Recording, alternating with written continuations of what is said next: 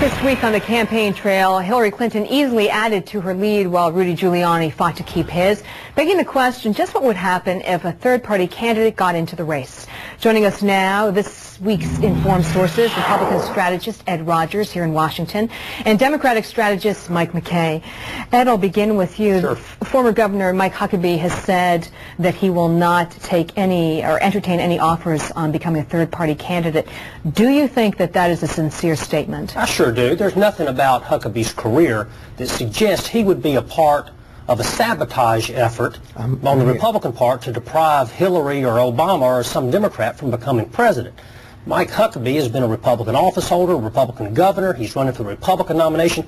He's nothing but a loyal Republican, and it is libelous and slanderous by Republican standards to suggest he would sabotage an effort to keep Hillary or Obama from becoming president. Well, we'll put the slander and libel to one side. Mike, if Mike, over to you. Mike, if Huckabee does enter as a third-party candidate, what does that do to the Republican field? Well, I don't know what it does to the Republican field. What I would say is that the social conservatives early this week have said under any circumstances that Rudy Giuliani, the current frontrunner in the GOP party, is unacceptable by any means. And clearly, when you look at the Republican field, you have other viable candidates such as Governor Mitt Romney of Massachusetts, Huckabee, as you mentioned. So given the current state of the Republican Party and seeing that Rudy Giuliani is the supposed front runner and he's unacceptable to their base, I could see why this third-party option is being explored.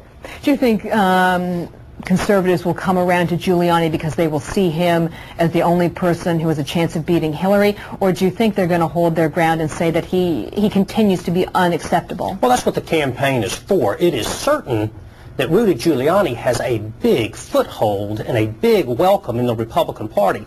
To suggest that someone that supports him isn't welcome in the party is ludicrous. I mean, he is the front runner. It says something about our party, about what a big tent we are and how inclusive we are. There's always a delusional element within the Republican Party that thinks if we just lose the next election, the Democrat performance in office will be so awful it will help us in even more subsequent elections.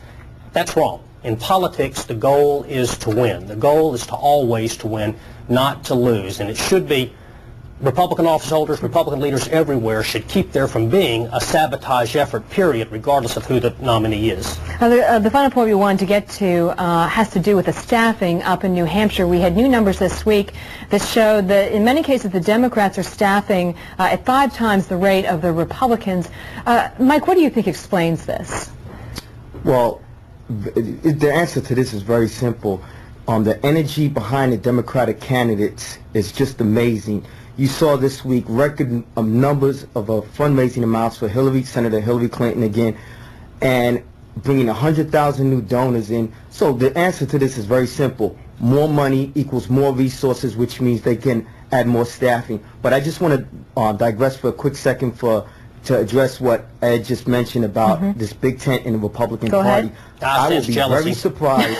I will be very surprised if Rudy Giuliani, pro-choice, pro-gay rights, pro-illegal immigration, on his third marriage, is the Republican nominee. Who's Mike working for? If there's proof, they're afraid of Giuliani. On the staffing question, I agree with some of what Mike had to say. Yeah, it's about resources, but also it is true that New Hampshire is still a tentative commitment for some of the Republican candidates. If they think Mitt Romney has a favorite son advantage there and is going to win there, then Republicans will not commit. You may see Giuliani, McCain, Thompson, maybe not making a full commitment to New Hampshire. We'll see in the weeks ahead. Ed Rogers, Mike McKay, thank you for being our guests. Thank you.